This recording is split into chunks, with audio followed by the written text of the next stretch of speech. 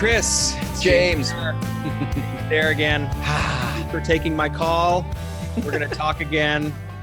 It's another episode of the Equity Accelerator brought to you by James Adair, proud PDX sponsor, PDX Home Loan. Yeah, Mortgage. right. Yeah, I'm a mortgage lender in the state of Oregon and Washington, licensed in Oregon, Washington. And I've been in the business for 16 years. I love listening to podcasts. Chris, you're my former business coach. Now you're my podcast producer. You're my buddy. Come on. We talk about, we have these conversations, and Yes, we do. they're so great. We decided to start recording them and sharing them with the entire globe. We're worldwide. World Wide Web. Worldwide on iTunes, Stitcher, etc. We're going to talk about, well, we talk about the mortgage business. We talk about the real estate business. My main idea behind this is to provide value to my business partners and my clients. Sometimes we talk about loan stuff to share with clients. Sometimes we talk about real estate business stuff for real estate partners or financial advisor partners, credit stuff, whatever. That's the kind of stuff we talk about here. So if you've come this far, stay with us. We're pretty good at this. One of the things I'm super excited about right now, I just took a week away from the office and I hung out with my wife's family in they live all in the central coast of California, just shy of Big Sur. So it's really sweet. kind of a spiritual place. Yeah. The weather is beautiful. It's right on the Highway 1. I mean, it's kind of fabulous. So I'm there, I'm chilling out.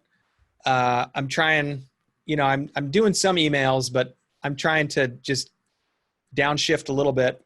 Mm-hmm. And I started thinking about, what do I need in my business? I started thinking about what's missing and how can I improve? How can I level up? And one of the things that I landed on is just the actual client experience. When they work with us, I want them to have, of course, an awesome experience, but I want them to, there's certain repeatable things that happen every time you get a mortgage. Yeah, right. There's like a natural kind of factory flow, It's Yeah. like, okay, I've collected your information. I've gotten a loan application. We've pulled your credit. I kind of understand, what this is going to look like. Here are some options. Now you go into the processing side of things. They're going to collect paper. We have to verify your income and assets. And then you go to the underwriting and they match you up with the underwriting. Anyway, there's things that happen every time. We have to order a title. We have to order an appraisal. And it's confusing. People don't understand what's happening. So I have in the past created pre-written emails. What I did was I mapped out every step of the process. I didn't do this week. I actually did what I'm talking about now. I did this like 4 or 5 years ago. Right. It took me like an hour. I just went to a coffee shop. I had a pad and a pen and I was like, okay, what does this process look like? When people call me, I answer the phone. What do I say? Mm-hmm. What's the perfect outcome? And just like map every step in the sequence. And there's like 75 steps. Wow. Between first phone call to. Is that right? 75 for real? Like that's what you mapped out? It may have been more than that actually. It's a lot of steps. I mean, it's just like, then we Wow. do this and then this happens. And then I want to send a thank you note to this person. And then I do this and then I say that. And so, but the cool thing about mapping it out in the step-by-step fashion is the next thing you want to think of, okay, what do I have to do? And what can someone else do? Yeah. So this is a way to scale your business, right? If you have 75 steps, and if I'm really being honest with myself, I really only need to be involved with about 3 or 4 of those 75, and someone else can do everything else. Or you can create an automation with your software. You can say, okay, every time we order the appraisal, we send this email with a pre-recorded video where I explain, here's what the appraisal means and here's how much it costs. And this is the company we use and they're going to hit your credit card and and anytime someone would call me with repeated questions over and over again, you make an explainer email that explains the situation, make it perfect, write it, save it in your Outlook as a signature, put it in your CRM as an email template. There's a lot of ways to do it. To where you can click, send. Every time this happens, click, send, and it's done. You don't have to think about it. your clients getting the same experience over and over and over again. I have a thought on that too, because I feel like in the loan process, different lenders may have other 75. There's a common steps to processing a loan. Yeah. This is that if you don't automate the communication, I know as a consumer, I want the communication, but so many people don't create that communication. And so what happens is I just sit there and wonder what's going on with my loan, and they might do 3 out of 75 touch points. And it's like, I would have really appreciated somebody having created the system of it so that I could be communicated with. Right. So I call that the loan delivery system, the LDS. Yes. And so that's what I'm basically remodeling my loan delivery system. So I want whenever realtors refer their client to me, I want them to, I want to be able to show them exactly like, here's everything that happens. And we do it this way every time. You can depend on this. Yeah. And at the end of this, your client's going to be ready to give you a 5-star review on Zillow or whatever you want. Mm-hmm. And that's my goal, is to like create an experience, push them out on the other side where they're just like feel served and they feel clear and confident, and they're ready to refer us. And we just do it over and over again. Right. Yeah. Yeah. And so, and the less I'm involved personally, the more we can do. And actually the happier clients are, because I overthink it. And if I can just say, this is what we do every time, and this is the team, and they're just going to do it. Right. Then it just gets done, and I don't have to think about it anymore. And believe me, that's another huge breakthrough I had on my, business growth journey. It was basically, it's kind of humbling, but it's basically people are hiring me for an outcome. They're not necessarily hiring me for me. They're hiring me for an outcome. Mm-hmm. And they're hiring me for my standards. Yeah. That's good. Right. And so if I make up the sequence and make up the formula, it's like a chef, right? The chef writes the recipe and the executive chef writes the recipe and thinks of, okay, this is what the experience I want people to have. These are the ingredients we're going to order. This is what we're going to charge for it. And then they hire a kitchen staff to like prepare the meal every time. Right. Mm-hmm. And they do it the same way every time. And it's like hopefully becomes someone's favorite meal, and they come over and over and over again. That's the goal. Right. Yeah, so that's what I'm trying to, and the chef doesn't make every meal. Right. And so that's what I am trying to create with my business. Is I'm the executive chef, and I have a team behind the scenes that operates to my standards, and people come to me for my standard. That's a good metaphor. I like that. Yeah, it works a lot. That really works. Yeah, I gave it some thought. I'm glad. Thanks for the support. Yeah, no, that really works. I love that. So I'm working on creating that loan delivery system and just tightening it up and making it even more relevant and more of a wow experience for people. Because right now I'm using some old. Someone replied to a video, and I looked at the video I made, and I was like, man, my hair was different. I got it. This is old stuff, man. I need to refresh just so I keep up with how I look. I was going to ask, like, go ahead. The process has changed. So I need to, I need to speak to all the new technical bits and make sure people really understand what they're signing up for. Yeah, it's good. I was going to ask if you can share some of the remodels. Like, are we putting in hardwood floors? Are we doing like some granite countertops? Like, what's happening in this? Putting in some gray hairs, and maybe some upgraded tie game. We're putting in, it's really like, probably the moment of highest anxiety in the mortgage process is at the beginning, right? When, particularly like in a purchase, also in a refinance, but more so in a purchase, when someone's buying a house, they get their offer accepted, and they're so excited. Oh my God, James, we just got an offer accepted. I'm like, great. I'm going to send me the details. I'm going to put it in my system, and I send them this email like, hey, congratulations. We're super excited. It's the email. I call it day zero. So it's like, okay, right. Here we go. We're starting a loan, and we're on the clock, right? Yep. So it's just sort of like, here, introduce you to the team. This is kind of how the process works. I'll be in touch, but we're starting today. So that's the one email that goes out. And then the next email is, here come the disclosures. You're about to get a set of disclosures. And that's the moment of highest anxiety when they're like, James, we got an offer accepted. It's exciting. And it's a high point. And then they get the disclosures and it's like 40 pages of like legal, right. It's like all these weird fees and taxes and people, and it's like, sign this. Right. And people are like, whoa, wait a minute. Why? What is this? Did we talk about this? It's very confusing and it's very shocking for people. So I have to explain oftentimes, well, this is not a contract. These are just disclosures.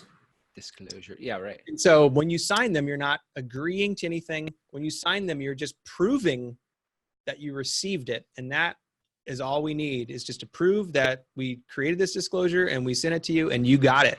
Click. Received. Right. So you need to acknowledge you received it. Obviously you want to read it. And if you have questions, let's dive into it. And I want to make sure you understand everything, but it shows up like a big, complicated financial contract that they're like binding themselves to. And that's not really the case. Nice. So I have a little video and a couple of bullet points that goes out that explains that to people. And that's really lowered the temperature in my business. And it's prevented 1,000 phone calls probably. Yeah. They lowered the temperature in terms of like stress and anxiety that buyers are having. Is that what you mean? Yeah, I think exactly. Lower the temperature. Exactly. So they are like, oh, okay, this isn't a contract. It's like, right. It's so confusing because when you buy a house, you sign a contract with the seller. I agree to buy this house. You're in contract. You're in escrow. You're obligated. And then the loan comes in on the side and you're like signing contracts and you're in this contract mentality and you're like, wait, do I sign it? Right. Like, what does it mean if I sign?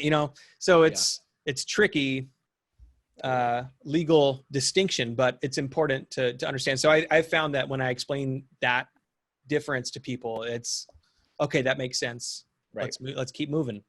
Yeah. So it's stuff like that. It's the stuff that happens every time. It's like, okay, we're in process. Here come the disclosures. Now we need to order an appraisal. Here's what that looks like. Okay, we're out of underwriting. So the closing disclosures come in. So there's like, I have 7 touch points that I want every one of my clients to get at a certain stage of the sequence. Right.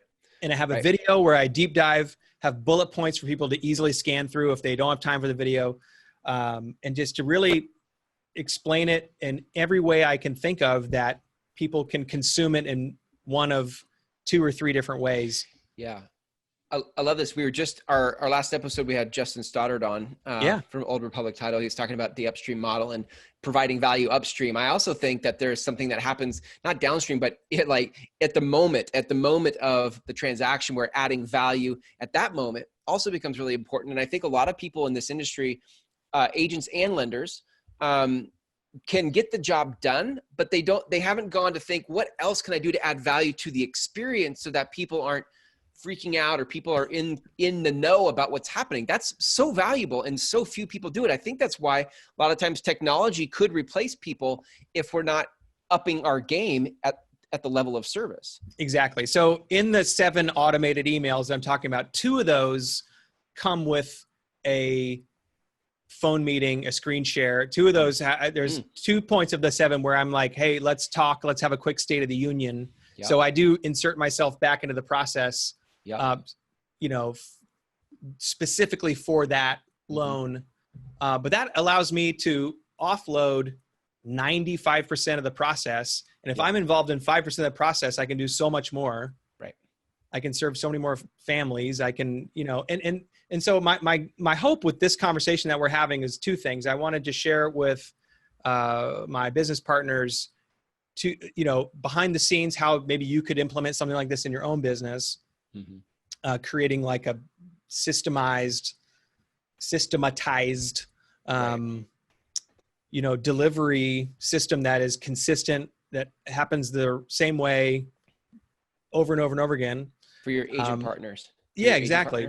Yeah. And also for them to understand that when they refer people to me, that they are going to get a consistent outcome, that I'm striving for it to be easy and repeatable and referable every time. Yeah. So good. Yeah. I love it, man. I feel like it's an interesting, it's an interesting thought of automation or creating a delivery system. Yeah. In this technology automation day and age that we live in. Yeah. But there's this, I feel like because it's you, and I know you, there's this nice hybrid of adding some humanity into an automated delivery thing. You know what I mean? Yeah. There's a guy that there's actually a guy in the Portland area. His name's Dave Savage. He's a super unique guy. And he started a technology company called Mortgage Coach. And it's the killer app for mortgage loan officer guys like myself. And it's this really cool digital mortgage experience where I can put in different scenarios and send people a link with a video in it. And it has all these comparisons and reports and graphs, and it's all mobile friendly and all that stuff. So it's a really neat product, but he is a real thought leader in our space. And one of the things he said was like, technology will not replace loan officers, but loan officers who know how to use technology will replace loan officers who don't. Right. That's good. So it's about being like tech enabled instead of, and so that's like, how can we I'm always thinking, how can I use technology to be more consistent? Because that's a weakness of mine. And I've used technology as a crutch to create that consistency. Wow. That's awesome. I love that. Well, you've definitely embraced technology. I mean, look at your domain name of all things, like pdxhomeloan.com. Are you kidding me? That's an awesome domain. That's so good. You don't want to know how many domain names I own. I get these wild ideas and I'm like, oh, I might make a landing page for that or whatever. Like I have equityactionplan.com. I still haven't done anything with that. That was from one of our early episodes. And over this last week when I was in Big Sur, California, check this one out. I registered deephomeownership.com. Deep home ownership. Dude, there's a whole industry for just, brokering domain names. Maybe that's in your future. I don't know. No, these are all for me, for my own little, of course. My own little schemes and dreams. Your passion projects. Exactly. So deep home ownership. That's what I'm trying to think of. What does that even mean? There's a guy that I really admire out of Southern California, and he has a website called The Art of Homeownership. Yeah. I was really trying to figure out how to mirror a lot of the same things he's doing, but he's already got The Art of Homeownership. So I'm like, what can I do? I was like, ooh, deep homeownership. I wonder if that's available. Of course it was. It's like $10. You just click. Nice. Buy it. But what does that stand for? It would be like what? Like just like real meaningful home ownership? Yes. Like how do you, this should mean more than just a loan. Like I'm here to help you have a deep home ownership experience. Right. And that's part of your brand because you're a deep dude. I expect that from you. Well, I need to flesh out some of these landing pages. So that'll be, I'll wait till like the holiday season when things are slower, and I'll I see a whole about that. And I see a whole family of brands: deep mortgage delivery systems, deep title escrow. Yeah, deep, but it's deep home ownership is like above them all. Yeah, it's the deep brand of family of brands. I like it. So good. Well, this is cool. I like it when you start to wax on about the systematizing of things you do, because I feel like right now people are faced with options. We can either go all automated and no humanity, or we can go all humanity and no automation. But I love that you bring these two worlds together, and that's cool that you've made that a part of your standard. Well, I appreciate the support, Chris Angel. It's a never-ending struggle. But that's true. I feel good. Like, yeah. And this kind of thing, our podcast are using technology to share our ideas and to try to have a deeper conversation with people. So if you're listening and you want to get deep, slide into my DMs. That's right. That's Twitter talk. You can find me at pdxhomeloan.com.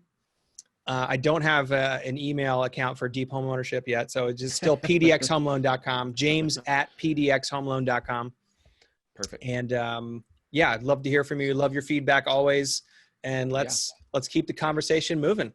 And I would say, you know, at the time of this recording, rates are really great. I don't know when you're listening to this, but it's always worth, James, you know, because James looks at mortgages as a financial tool. It's always worth a conversation with James to see where you might be at right now with the equity in your home and how you might be able to use your mortgage as a financial tool. So I'll shamelessly put that plug in there for you, James. I think you guys should reach out to James at Thanks, Chris.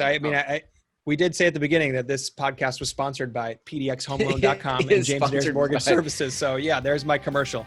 There it is. Yeah, so good. All right, brother. Thank you for a great episode. We'll catch you next time. Thanks, dude.